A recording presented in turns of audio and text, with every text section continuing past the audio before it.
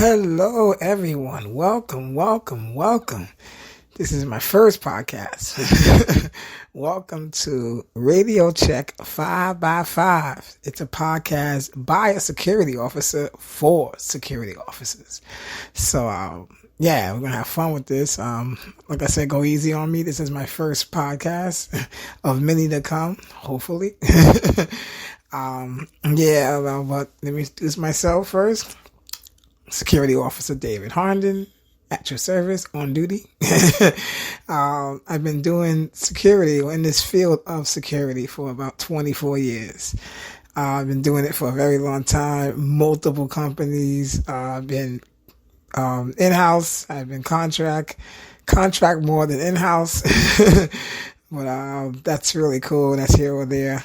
I've been doing, like I said, in-house and contract for many years. I currently work for a contract company, which is actually pretty cool. There are some contract companies which is really crazy and bad out there, which I will talk about.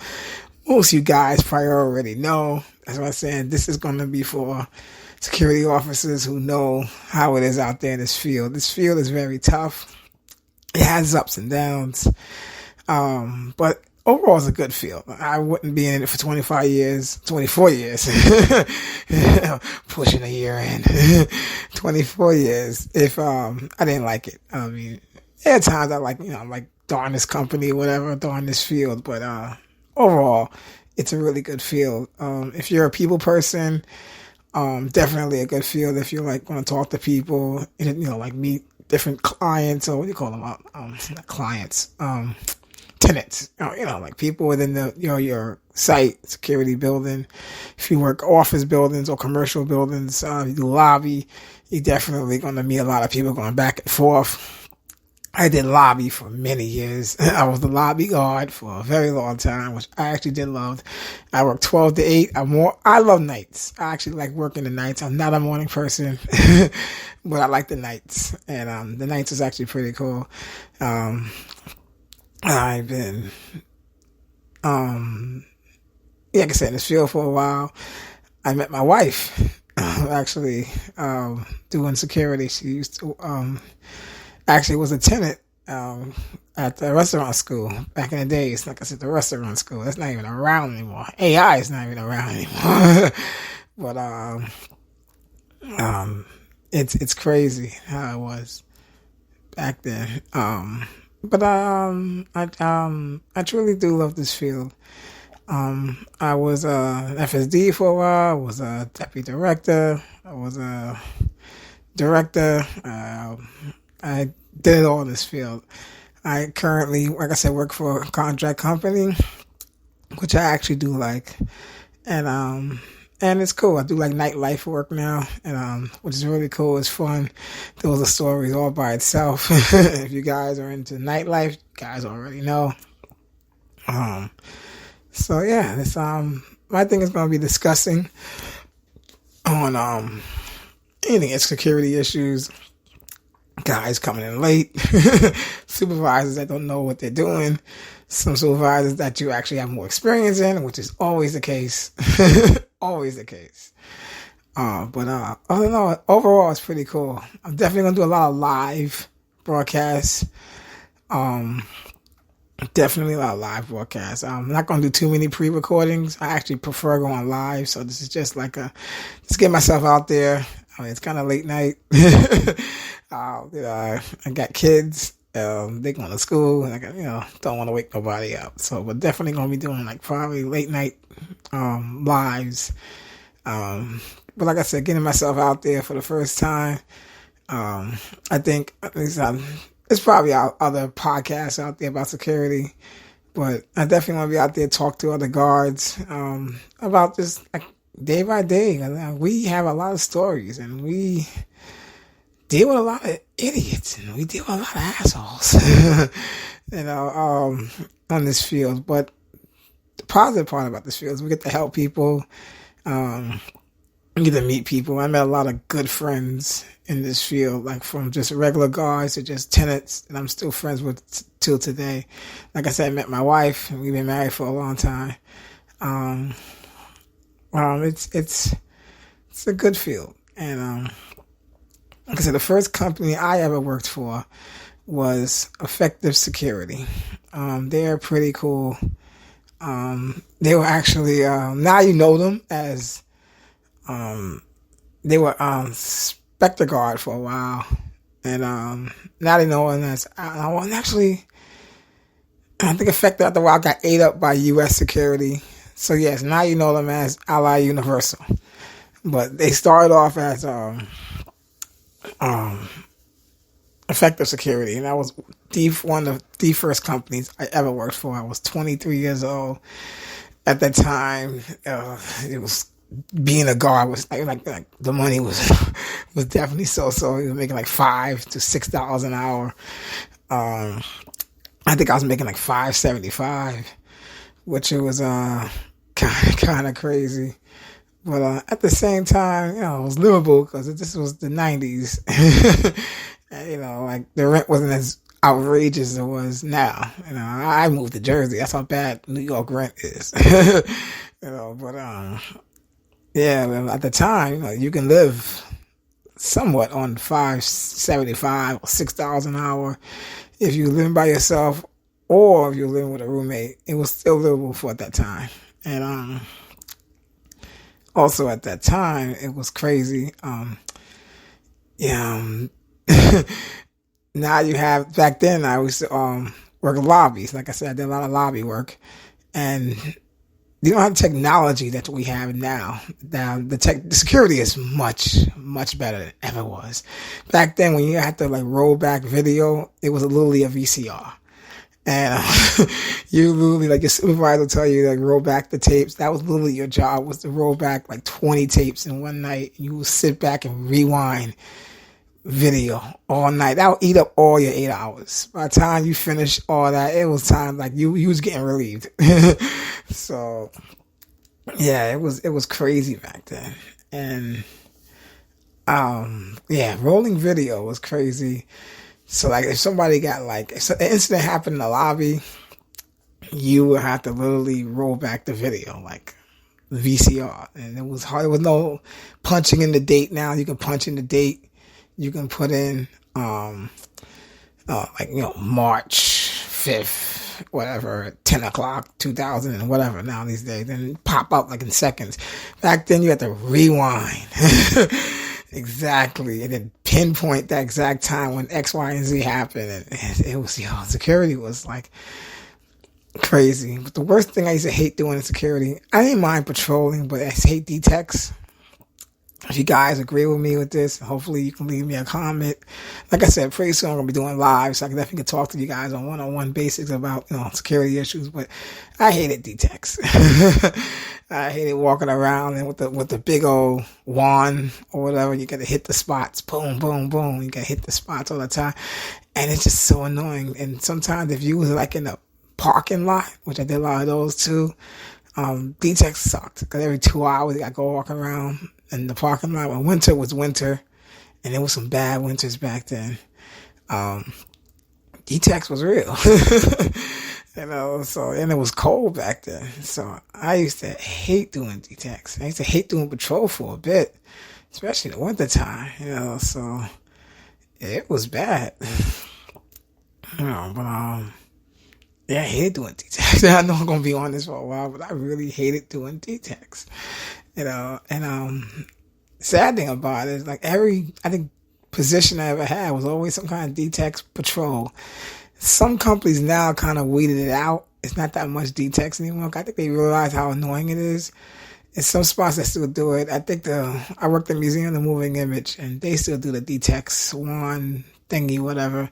Bad about that spot is that if you miss one spot, the whole system starts over again. And if you try to go to the next one, it'll tell you that you missed a spot and you have to go back to the beginning of your patrol and go back to beginning. There's literally a timer on it. And with that thing, I did not like. I don't know if they still do that for Museum of the Moving Image, but when I was there, a 2 hour, an hour patrol, 45 minutes, it took almost 2 hours because the darn system used to always reset itself. So, yeah, that was crazy. But that's going to be another story in some time, because I definitely want to talk about the Museum of the Moving Image. But, when I was working for Effective, I was working for, at the time, it was Bell Atlantic before they became Verizon. But I think when I started with them, it was NYNEX, and then it became Bell Atlantic. And when I was there, though, it was crazy. And it was cold. I was doing 2 buildings at the same time. They made my 40 hours, so I'll do like a few hours in one building, and I did a few hours in another building. They made my 40 hours. So I was up in the Bronx. I did 2411 Trotman Avenue, and then, what's the other one? Something Zariga. I really forgot the address, but back and forth with it. It was really cool. Like I said, when I told you about the D-Tex, that was Zariga Avenue one. And I used to like that parking lot was pretty big, and in wintertime it was cold. So it was like, it was one spot. You go to one corner of the parking lot, you had to hit the one with the D-Tex, and you got to go to the other side, hit the one with the D-Tex.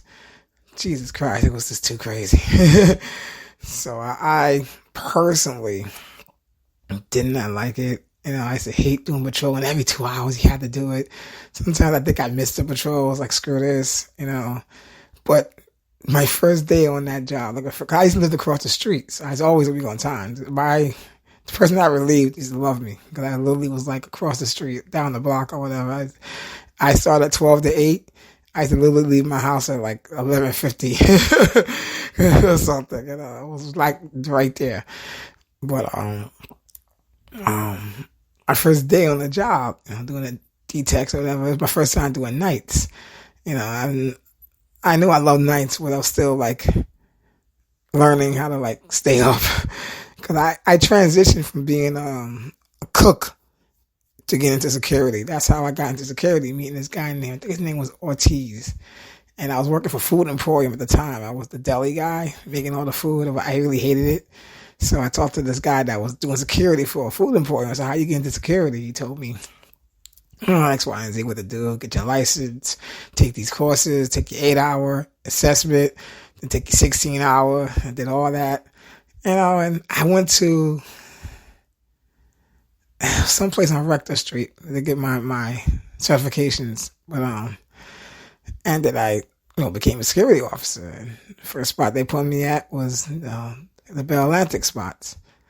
And my first day on the job, and I did like one D-Tex, like another D-Tex, to patrol, sat down, passed out.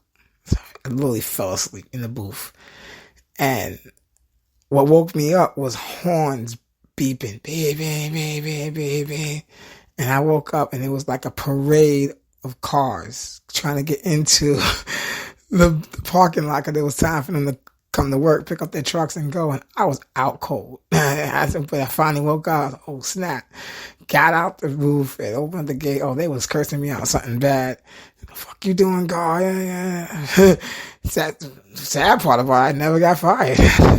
I guess they must have gave me a chance, and I realized, okay, these guys come at a certain time. I start getting myself up. So I kind of trained myself to learn how to stay up 12 to 8s, and it's hard. And then you guys know 12 to 8s. The midnight shift is hard. The graveyard shift is hard. Once your body gets used to it, over the years, that's what happened. My body got used to it. So I do prefer nights than mornings, because by the time your relief comes, by the time everybody's going to work, you're going home. You have to really deal with the big bosses. You deal with the night supervisor, the site supervisor. They come sign the book and they out. But the main big bosses are not there. I mean, like, they're there, but you're leaving. So that was always the best part about working nights, and I did nights for many years. But yeah, working effective, that parking lot was a killer, and I really couldn't do it no more. So I think after a while, some guard messed up at Trotman Avenue, and they told me, don't do Zariga no more. They want you there full time in that building in Trotman. So I was at 2411 Trotman. 1101 Zariga. Sorry, I'm jumping all around. 1101 Zariga was the parking lot. Yeah, but 2411 Trotman wound up being my main building. And I was considered there at the time the mayor of Trotman Avenue, because I used to not only watch the building, but all the neighbors loved me. So I was I was watching their cars and everyone just look at me, yo, Dave, can you wash my car? Can you wash my car? Can you wash my car? My wife will make you a meal. And I'm like, all right, I'm getting free meals and I'm sitting across the street watching their cars. That was crazy. I actually did like, Trotman Avenue was cool. I was with Effective Security for about 2 years before they switched over to Spectre Guard. And once they switched over to Spectre Guard, they switched over to Spectre Guard. Everything changed. Like they put their own people in. They got rid of all the supervisors that were really cool. One of them, her name was Maria something. I can't remember her last name, but she was one of the best supervisors I ever had. Of many that I was blessed with. But she was one of like my first decent supervisor. Like she was one that they say she wants you to do overtime, like it's 12 to 8. I'm doing 12 to 8, and she'll call the phone. Like everybody knows this. Like the phone will ring, and then they'll catch you. They catch you while you're on duty, just to ask you to stay, or can you work some extra hours? They know that you're already working. So they're like, "Hey, Dave, do you want to work this hours? Do you want to work these hours?" And I used to, man, I don't want to work this. I'm tired. Oh, man, come on, Dave. Come on, I got you. I do you a solid. And I was like, all right, I'll do it. She was like, I swear to you, yo, not only that, I'll drive you to the site. Yo, I'll pick you up and buy you breakfast. I'm like, all right, whatever. She ain't going to do none of that. Yo, bust this. She actually picked me up, drove me to the site, and she wasn't lying about, she picked me up after my shift was over, after I got relieved, and bought me breakfast. I was like, after a while, people was working for her because, she was like a woman of her word. Like she said, I won't do this for you if you do this for me. So, a lot of people, really trusted her. She was a good supervisor. She was a good, not only supervisor, she was like a friend, she treated you like a human being. So when Effective went under and Spectre Guard brought them out, it's like, the first person they got rid of was Maria. And when Maria left, I swear to you, half of the guard I knew was gone. Like they just quit. Like Maria's gone. Yo, all of them quit. Like half of the night crew quit. I know a couple of day guys quit. I think I was the last of the Mohicans to finally just pull up my white flag. Like I'm done. But so when Spectre Guard came in, they got rid of all the supervisors, put their people in, and changed the pay. Right, how you got paid. So instead of every week, you got every 2 weeks. The first time in my entire life, at the time, I'm 23 years old, I'm getting paid every 2 weeks. So now I'm like, what the fuck? So now I gotta wait an extra week to get paid, so I hate every 2 weeks. I hate bi-weekly, by the way. I don't like bi-weekly. I think getting paid every week is the shit. Fuck that. Every week. Anyway, pay me my money every week. So that's just me. But, then they paid us every 2 weeks, and I couldn't deal with it. And they brought in their own people. This guy named Walker I had to work with, aka RoboCop, which was a pain in the ass kind of guy. After a while, he wound up being cool, but I was always too late. I kind of understand his ass. I think if you guys know, there's always one coworker you can't stand, and he was one of them. And he took the job a little too serious. Like I said, we're making like $5 something an hour at that time. Now it's beyond peanuts. No one can live off that money at all. But back then it was, you could live off it. But like I said, rent was cheap at the time. Like I said, this is the 90s. So he took the job too serious. I did my job, but, Spectre Guard didn't care about us. They was like this and that, no this, no that. They took away half your, some parts of your medical they took away. They had their own supervisors that wasn't sympathetic. They didn't give a shit about you. They were like, you gonna work this, so fuck you. You gonna, who dock you this, you gonna be fired. It was like, if you got stuck, they didn't care. You called in, like, I'm stuck, where's my relief? You ain't coming, oh well, do this, do the double click. Hello? So after a while, they didn't care. So after a while, they started looking. This is before Indeed and Monster.com. I mean, you literally was in the want ads, like in the paper. You was searching the Daily News or whatever, the Post, just to find out the nearest job, or word of mouth. So I started applying for the job. I applied for Guardmark, which is another company that they're gone. And, they were crappy too. Matter of fact, I think I went to the interview. They was going to try to pay me 4 something an hour. I'm making 5 something at the time. I just shook the guy's hand and said, nope, and walked out. So, finally, Bell Security hired me for 8. So, beats 5 something an hour. So I quit. Not only I quit, I think I never showed up for my post. It was like one of those, like, I'm not even telling them I quit. I just never showed up. I literally started the other job. And they called me over the phone, like, you're late for your post. I'm like, yeah, I quit. And I quit off the phone. It's like I said, before cell phones. I had like a house phone. So it was crazy. But, yeah, Epic was cool until it became Spectre Guard. And then I left. And then I joined Bell. And that's when the real fun began. Because Bell Security taught me what security is supposed to do. Like, when I was with Effective / Spectre Guard, it was like I said, Bell Atlantic. And when I left, they just turned their name to Verizon, and they had the big strike and everything. And so I didn't do much in the Bell Atlantic Verizon buildings. I just really sat there, chill. I signed people in, signed people out. Chill with all the Bell Atlantic guys, which my friend Mike, which I'm still friends with today. He's like one of my best friends. Yeah,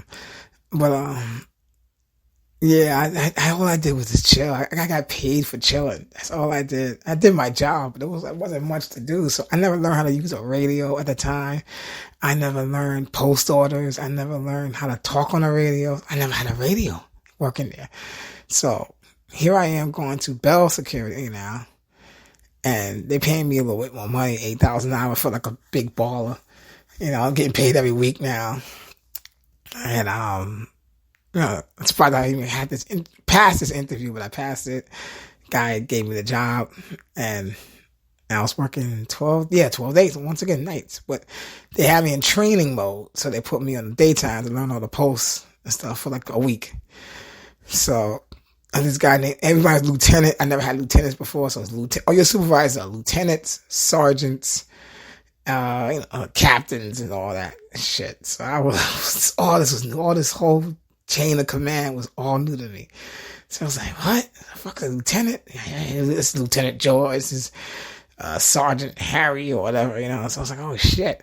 So Lieutenant George, he's the real guy. Lieutenant George was like my boss. He was kind of an ass. He really was an ass.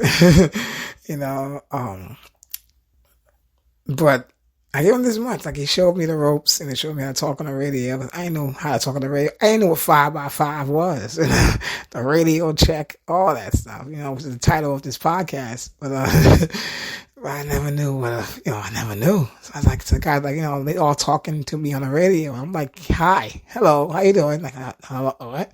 Like, talk to me regular. Give me some radio codes. I knew shit.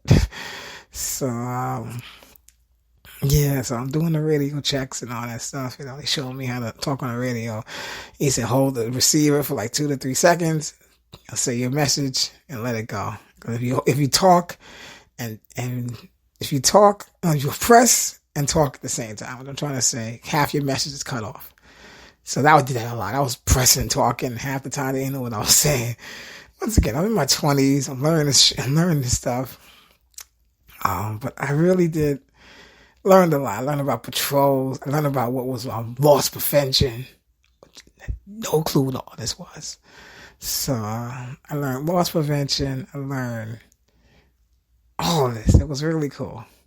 So the first thing I ever did working at Bell Security, after I did all the day shift, they put me on nights. And first thing I ever did was like dispatch. They just threw me the dispatch thing. I ain't never did dispatch before in my life. So they was like, yeah, you're going to be a dispatch guy. What? So I had to tell the guards where to go. What's the post? They telling me like, yo, I'm in post 12. What post 12? What's my post orders? I'm looking at the microphone, looking at the sheets they gave me. What the fuck's post 12? So, I mean, I didn't know what to do. You know, there was a guy named Sergeant Meme sitting back there laughing at me. I mean, he was cool. He actually helped me through it, and he got me through it. He was a really nice guy. Meme was cool.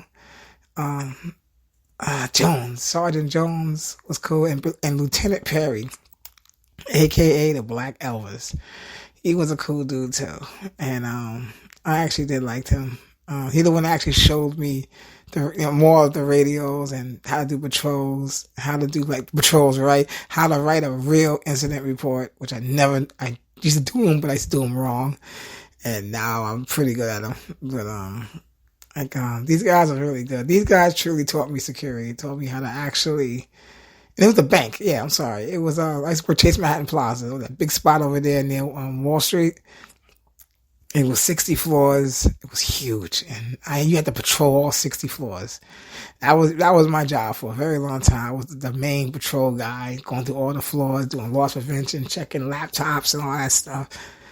Yeah, it was absolutely insane, and I loved actually working down there. I just hated I hated Lieutenant George. I did not like him. I think he was a shady dude. But the site itself was pretty cool. And the money was good. Like I said, $8 an hour at the time was better than $5. So $5.75 or whatever the heck I was making at the time. And I really did like it. So, but one of my greatest stories from that site, and I was exposed to a lot of weird stuff, but Wall Street cats are very, very crazy. If you ever saw The Wolf of Wall Street, all that's real. Like, I mean, the way they act and like the way how they treat people, like that party life is real. There was a guy named Jake. I think his name was Jake. I'm gonna call him Jake. Fuck it. He was one of the top big bosses there. I think it was like a senior VP or whatever. Young guy though. He was very young. And yeah, he was very young. In his 20s, whatever. Probably working six figures, made six figures. But he was nice to me. He was very nice to me. He always gave me the paper every time he saw me. Yo, get the paper for you, Dave. So one night I'm doing patrol. His office was always on a 20-something floor. And this particular, his office is always closed. And locked. I never even went inside. I could never go in there. So make sure it was locked and walk away. One day it was music coming out of it and the doors ajar. I said, oh snap. So I'm walking in there, open up the door. I open up the door and it's just butt ass chicks, naked chicks just running around topless, some of them butt ass naked. On his desk, a mountain of coke. And he's just sniffing away and just sees me and his eyes is open like a owl. He's like, dang, holy shit. Yo, my nigga. Yo, what the fuck? And I'm like I said, I'm in my 20s. I'm like, holy shit. And I was really exposed to this. He was like, come on, yo, hit some of this, hit some of this coke. I said, like, no, I'm good. What they don't do? They're doing patrol. And he's like, yo, he told him that the naked girl, yo, go get Dave some pussy. Yo, get that, my nigga right there. White guy, by the way, saying the word nigga constantly. So, it was just crazy. It was absolutely insane. And I was losing my mind. So I was like, oh man, nah, I'm good. I told him I was just going to close the door. And you have a good day. And I closed the door. I talked to one of them, Sergeant Meme, which was a really cool dude. You know, he could tell him anything. So I radio Sergeant Meme about like the incident. Like, oh, these guys upstairs, there's a lot of girls up here. And what should I do? He's like, oh yeah, Jake, he does this every day. It's Friday night. Yeah, don't worry about it. Like, wait, what? He's like, yeah, it's a Friday night. He does every Friday night. Like, what? It wasn't happening last Friday night. Oh, he must have missed a night. Maybe it was off. But yeah, every Friday night he does this. He stays until like 5 a.m. It's cool. What? It was the craziest thing. And then like Monday morning, he comes in like nothing happened and gives me the paper. How you doing, Dave? And just walks back in the elevator and off he goes to work. I'm sitting there like, what the heck just happened? So yeah, I mean, That place was crazy. Yeah, Chase Manhattan Plaza has some crazy stuff. They constantly had me chase skateboarders, which it was nuts. I didn't want to chase skateboarders, so I always fake the funk. I'll be on camera, and act like I'm yelling at them. I used to literally just make jokes and tell them, yo, listen, y'all can't skate here, but please, act like I'm yelling at y'all, so y'all can act like y'all getting mad at me. So they were some cool kids. They'll like go away and come back, skateboard some more. It'll be like the same circle. If they see me, they'll definitely like, oh, it's Dave's here. Okay, we're cool. But Chase Manhattan Plaza was a cool spot for a bit, and then after a while, George just messed with our money. Like, the way he did the timesheets, he was very shady. So I had to leave that spot. And after a while, I was like, nah, I gotta go. But supervisors would do that. If you guys know about that, you probably got stories about that. Hit me up about if you ever had like, you sign the sign-in sheet, and you see like your numbers are off. This is back in the days. You had no apps. Like now you have apps. You can see your pay stub. You can see your hours. These companies, which is, I think is really a good thing. Like back then, you had no apps. Like you literally did not know if you was getting screwed or not until you saw your pay stub. Like they will like manipulate your time. And I know you guys know if you like my age, I'm 46, and if you know, if you've been in security as long as I have, I'm talking to all you old cats, guys has been in the field for a long time, and if you know that like they used to mess with your time, you will know. Trust me, you will know. And which really sucks. And it's always messing with, like, I think George was like skimming off the top. And I think he was like messing with a lot of guards' money. And eventually I think he got caught. I think he actually did meet the news. That's why Bell is gone. Like a lot of the supervisors, a lot of the lieutenants or whatever you want to call them, was skimming. They were like taking money, and like I think they got caught into some kind of scandal.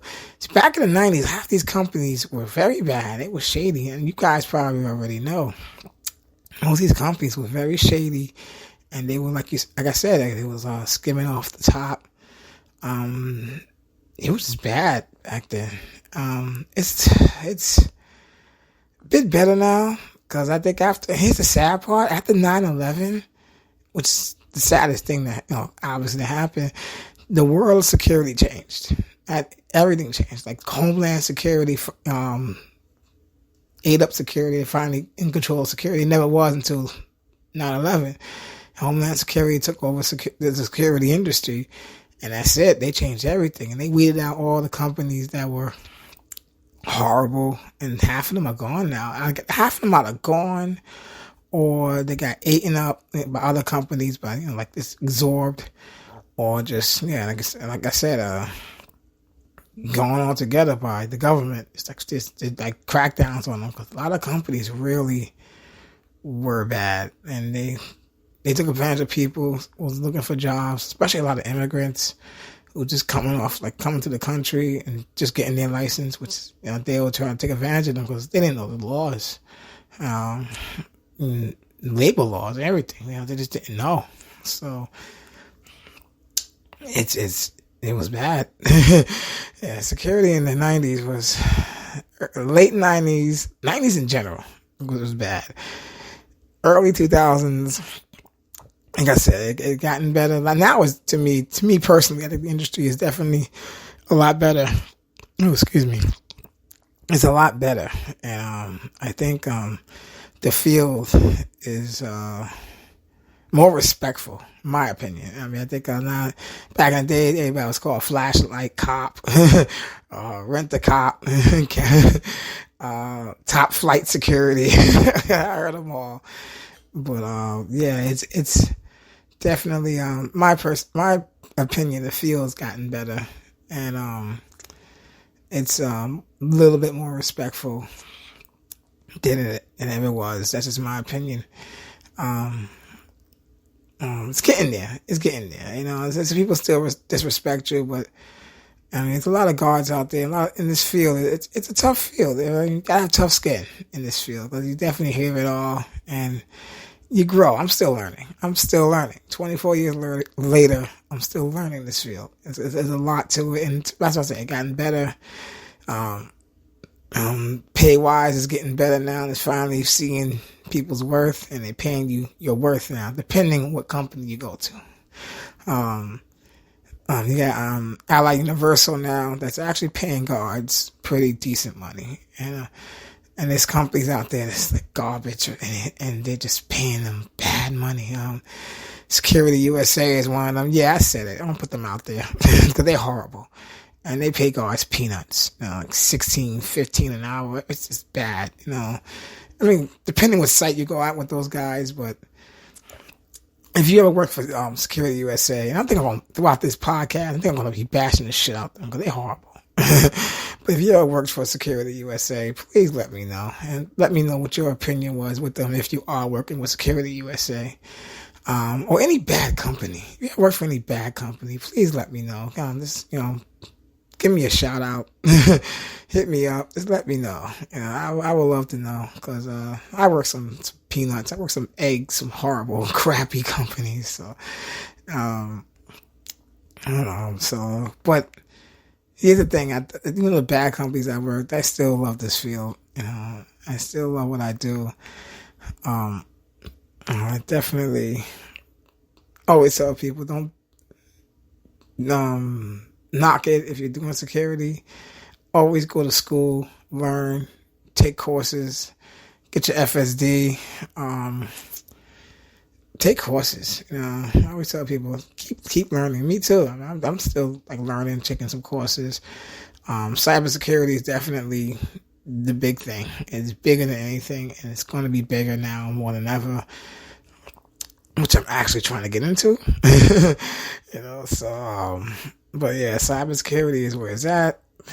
That's definitely, this field is huge. You don't get thinking security is a guard. You could do cybersecurity. You could be the guy that's installing programs, security programs. Once again, cybersecurity, surveillance. You can be a security consultant.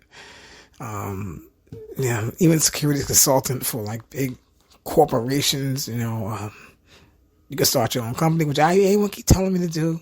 I'm not, because it's expensive and it's definitely hard to do. But I mean, you can do that. Definitely start your own company. But I always say security is not a bad thing. And it's a good field. And throughout this podcast, I'm definitely going to talk about a lot of security. And I want to hear from you guys. I want to hear if you guys been to a lot in your stories. Your adventures in this wacky field and this great career. Now I do nightlife and I bounce, which I actually do like. And it's really cool and it's not bad. Like I said, this industry's gotten a lot better, and technology wise, it's super amazing and so compatible to this career, to this field. And that's what's making this field definitely much easier to manage and easy to get, easy to get through. Technology back then was very hard. And now that you got your cell phones, you can do incident reports a lot easier. You can take pictures and send it to your supervisor. Yeah, it's definitely a lot easier than what it was over the years. So I definitely like it. Now more than ever. But I definitely watch how it evolved, and it's keep evolving. It keeps growing. But yeah, definitely when I got into this field, it was like the Stone Age, right? I mean, your incident reports was hard to write. Now you can just type them up on your phone, send it to your supervisor. You can even text message them and send them a whole report detailed. So it's great. It's great. And the field's only going to get better. Any person that's an OG like me in this career, definitely let me know how your adventure started, how your career started from then to now. I would definitely love to know. Hit me up. I guess there's ways to get comments on this. Still learning this, but I actually like doing this. And like I said, I'm going to start doing some lives. I'm definitely going to do some lives. I'm going to try to get some pre-recorded stuff too, like this, just to get myself out there. But this is definitely going to be fun. I'm going to have some stories for sure. I'm going to try to make them a little longer. Just kind of cutting a little time today. That's all. Just getting myself out there. But definitely going to be, it's going to be fun talking to you guys. And I'm definitely going to do some live stuff. And definitely going to be a trip, man. It's going to be fun. So I'm definitely going to tell you, I'm definitely going to tell you more on Chase Manhattan Plaza. I think more of my stories came from there. And then I'll hit you. Eventually going to go to Trinity. I used to work for Trinity and U.S. Security. That's not Security USA. It was actually a company called U.S. Security. Now you know them as, like I said, Ally Universal. Like I said, this company, Ally, is eating everybody up.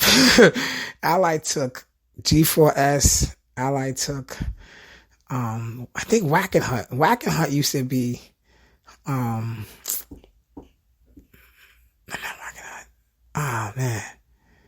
Wackenhut was something else too, which I can't think of. But yeah, Wackenhut, I used to call Bustin' Nut Security. Wackenhut was another company, which I can't remember. I'll probably tell you guys once I remember it. But Ally took Wackenhut, G4S, and some other company, which I can't think. Ally even got the MTA contract. That's crazy. So these guards are making some ridiculous cash. So it's good. That's good though. And stuff like that I love hearing. Like I said, going into this field from my 20s to now, I like hearing that security officers now are making some decent money, even as a guard. Back then, you had to be an FSD to make some kind of cash. Now, you don't have to do that anymore. You can literally just literally be in security and make FSD money or more, just being a guard. Back then, you had to get your FSD. Hey, guys that you already know, back then, if you wanted to see some real money, you had to become an FSD, or you wasn't gonna see no money at all. And I know you guys already know that. But now these days, you don't have to do that so much. FSD still make good money. Don't get me wrong. I always say, if you work in a hospital, it's good FSD money, and you barely have to do nothing. You could just stay in your office and chill. But that's few and far between. And side note, hospitals suck. But that's another story. I think I'm near the end of my time on this podcast. But definitely, guys, I'm going to definitely talk about hospital stories, crazy stories, you name it. If you guys got stories you want to talk about, please let me know. Hit me up. That stuff you want to hear, hit me up. I'm definitely more than welcome. Questions, comments, is all good. Until next time, my friends, this has been Radio Check 5x5. And I'll definitely see you guys on the flip side. And I'll talk to you guys later. Checking out. Peace.